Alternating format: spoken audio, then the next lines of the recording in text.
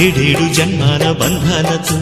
ఈనాడు నీడు పండించనా మరి తయారయ్యే ఉన్న వయ్యారంగా సయ్యత్తు ఒళ్ళోకి వాలంగా చూసుకొచ్చానమ్మా చూడు ఉత్సాహంగా చిన్నారి వన్నెల్ని ఏలంగా ప్రతిక్షణం పరవశం కలగగా